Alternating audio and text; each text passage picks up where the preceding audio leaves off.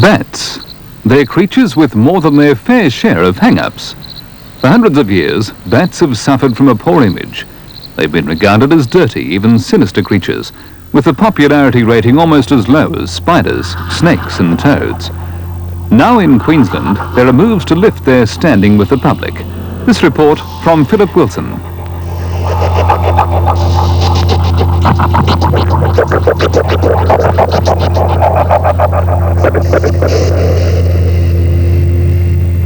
Bats have been part of folklore since ancient times.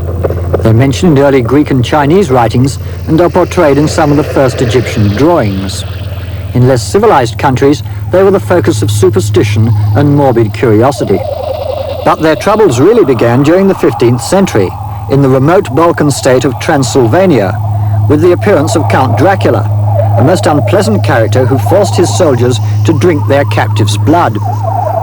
The creature of fact became the monster of fiction, in the form of a revamped and mythical Dracula, carried down the centuries and in more recent years made popular by countless vampire movies. The first Dracula film, Nosferatu, made in 1922, perpetuates the legend. The maniac arises at night to seek out his victim, the terrified, defenseless heroine, and by drinking her blood, brings her under bondage.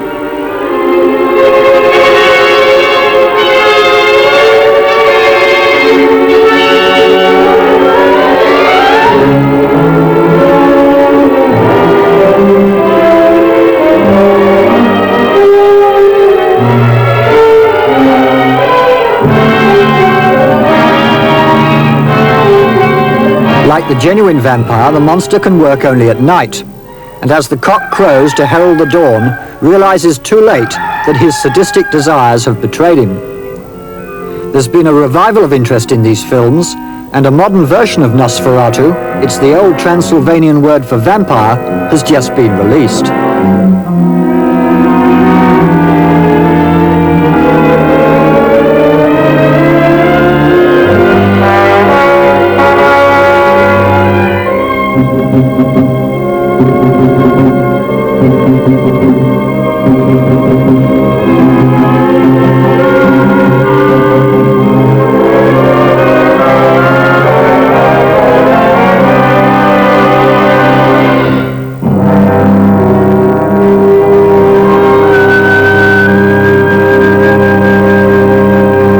While the cult of the vampire flourished, research on bats was pitifully thin.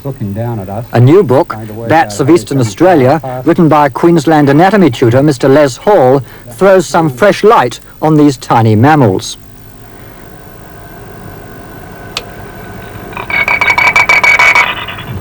They emerge as sensitive, intelligent creatures, equipped with a sophisticated radar system which enables them to fly at night and to trap their prey at a range of more than 20 meters, and through their insatiable appetite for insects, a vital force in the balance of nature. To pick up the ultrasonic sounds which guide bats in their flight, Les Hall uses a bat detector to bring the high-pitched squeak down to the level of the human ear. Here in a cave outside Brisbane, he records the signals of the grey, bent-winged bat. When I switch the ultrasound detector on, we can hear all the noises which are being made by his mouth, which we normally can't hear. It's well above our hearing range. This is up around 60 to 70 kilohertz, and we can only hear up to about 20 kilohertz.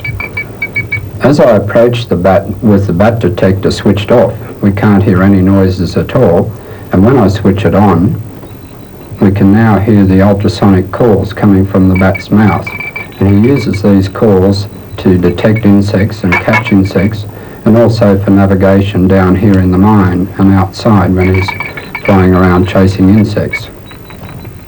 This is an eastern horseshoe bat. It's a bright orange phase. Normally they're just a pale grey colour. You can see his very large ears, and they wriggle around, and he's using this to pick up the bounce from his ultrasonic cries which have been coming out of his nose, which is a little bit unusual, as most other bats make their ultrasonic sounds come from their mouth. When you consider that the first major works on bats was published in 1939, and it was the same year they discovered bats use sonar for navigation and for capturing insects, the amount of knowledge has increased very rapidly. But here in Australia, things have been fairly quiet. Most of the research accent has been on marsupials and monotremes, our more unique species of bats, and we've given these a fairly good caning in the last 25 years. And I can see now a greater interest in a lot of researchers with bats here in Australia, and hopefully our knowledge in bats here in Australia will increase quite extensively soon. When you consider that some species of bats with a skull size not much larger than your small fingernail can fly around at night, dodging trees, telegraph wires, can find things like mosquitoes and gnats, feed on these, can go back, find the caves or hollows in trees. I think this points to bats as being a very highly developed animal. The actual measuring of intelligence may be quite hard with a bat.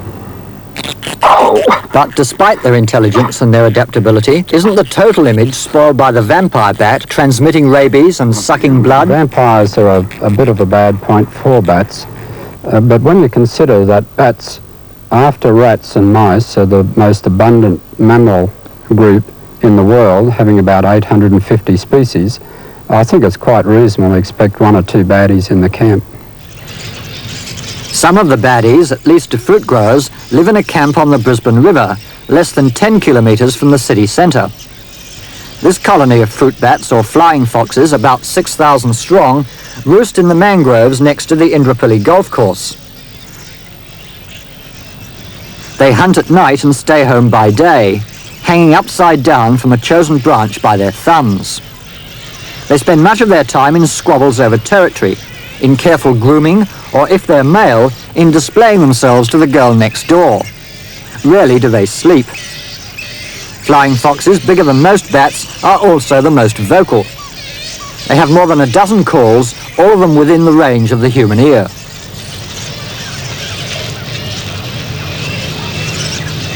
Earlier this year, they were joined by a more numerous and nomadic species, the red flying fox.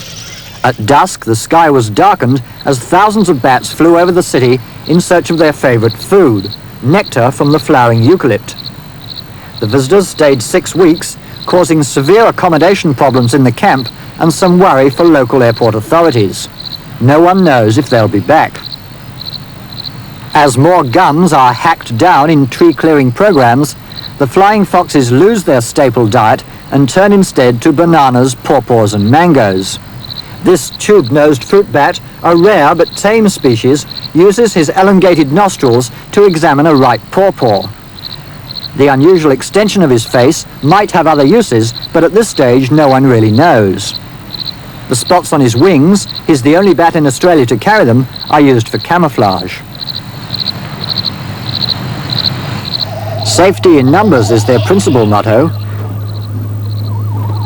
This and their nighttime habits plus quick reflexes gives them protection against their natural enemies, foxes, hawks, owls and snakes, although sometimes their reflexes are not quick enough.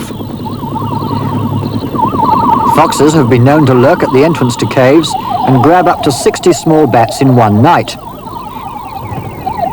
Even goannas have been spotted digging them out of a tree hole. But generally, the colonies are so large, their total losses are small. Possibly the biggest cause of death is bad weather. 2 wild nights can restrict their ability to gather food, and the weaker ones starve. But now they face other pressures. The Mount Etna colony near Rockhampton is under threat from limestone mining. Leases granted to Central Queensland Cement have allowed the company to quarry almost continuously for limestone in recent years. The caves, there are 46 of them, include Bat Cleft, Australia's largest maternity home for the tiny bent-winged bat.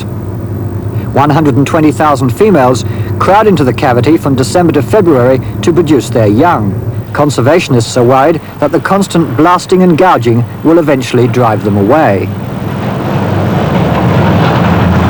Already some bats have moved out to settle in stormwater tunnels in nearby Rockhampton.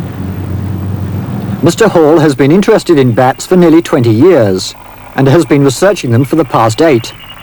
His book, due out in the next few months, will enlarge our understanding of these shy and versatile creatures and clear away some of the misconceptions which surround them. Just think of it this way. Next time you see a bat flying past, think of all the insects he's eating and just forget about old Count Dracula.